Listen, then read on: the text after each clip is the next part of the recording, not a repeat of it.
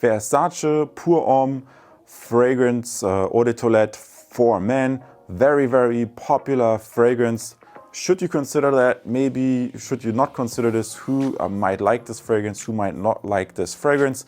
This is all coming up on this review. First, I'm going to do a quick unboxing, show you the presentation. In part 3, we're going to talk a little bit about facts of that fragrance.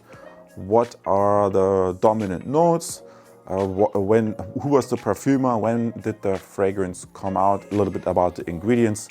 And yeah, I'm also going to share with you what experience that I have wearing the fragrance and did I enjoy it. All this coming up. Awesome you're here.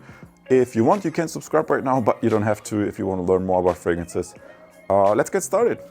Excellent. And then let's look at this Versace Pour Homme fragrance presentation a little bit from close up. As you may notice, sometimes there are counterfeits, so it's nice to see the presentation in detail. I always recommend you to buy from reputable sources only. And yeah, this fragrance really got me compliments left, right, and center. And I think I bought this initially after seeing a review from this guy from Dhaka, Bangladesh. He always does these fragrance reviews from his decant business, and he recommended it, and I do not regret it. It's true, this fragrance has a great price value, and it seems everybody, the majority of people really seem to like this fragrance. And during spring and summer, I think it's the best, it's a good performer. And if you can get a good deal on it, it's an excellent price value. So you have seen the presentation. Let's go to part number 3 and look at the notes. Terrific. Then let me give you a quick rundown of the Versace Pour Homme fragrance. Some notes that I took. As you can see, it's the eau de toilette from 2008. So it's not the newest fragrance, but it's also not super old. It's again from the all-famed Alberto Morillas. If you don't know, or maybe you remember that Alberto Morillas, for example, also created the super best-selling Armani Acqua di Sole, the white one. And but to get back to the blue, Versace Pour Homme, this is really a fragrance I like a lot. And I can tell you exactly why I like it. Sometimes you get really good deals on it. Then it's an excellent price value. It is fresh, it is citric, and clean, fresh, citrusy, and clean. And from having worn it during different seasons, let me show you next in the other side card some of the notes that I wrote down. Lemon, bitter orange leaves, neroli, clary sage, hyacinth, amber, and musk. And yeah.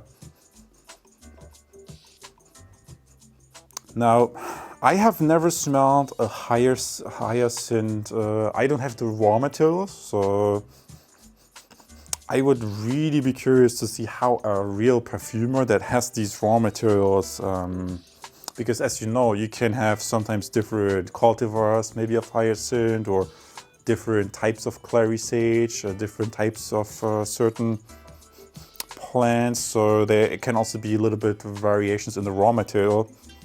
But my conclusion for the Versace Pour Homme is that it doesn't smell predominantly natural to me. In fact, to my nose, to my perception, it smells more synthetic than natural, which I actually think is a good thing in that sense, because when I was wearing it, firstly, in my conclusion, it performed different during different seasons. So when I first got that fragrance, I bought it, I think during winter time on some kind of discount sale, and I just tried it once, and it was like super fresh.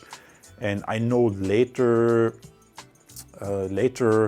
I also wore it during the summertime when I was meeting with friends in a group, and it was like really hot weather outside, and I felt suddenly the fragrance had a different scent profile, you know? Sometimes you have these very light citrusy notes on top that decline over time, and then you have other notes in the base that come up over time, and I felt using the fragrance, and that's also something you can try out with your fragrances. But I would encourage you to pay attention, especially with this one, during the warm weather, I think it smelled a little bit sweeter. It had other notes coming out, and I found that this is really nice. I can wear this on a cooler day, and it's very, very fresh. And I can wear it on a very, very hot day, and it's like a little bit sweeter, a little bit richer. And I felt like, wow, there are different aspects to this fragrance depending on when I wear this. And I was like, well, that's nice actually. So this is really something you should keep your eye on if you haven't done so already. Awesome for tuning in. On my channel page, you will find a lot of other fragrance reviews sorted by playlists. Let me show this to you here. Niche fragrances, designer fragrances. I think I'm also going to do some shower gels and maybe gift boxes. That's be interesting. I've never not seen other fragrance reviewers do shower gels or gift boxes, so that's kind of interesting idea.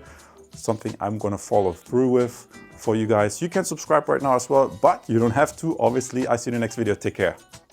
Terrific. And if you're interested in fresh, light, aquatic scents, then maybe you're also interested in this cult classic, the Armani Acqua di Giorgio.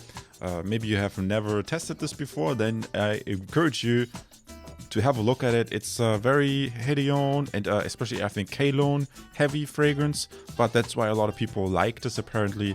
And I also find myself reaching for it during the summertime quite frequently. Awesome for tuning in. You can subscribe right now as well. Take care.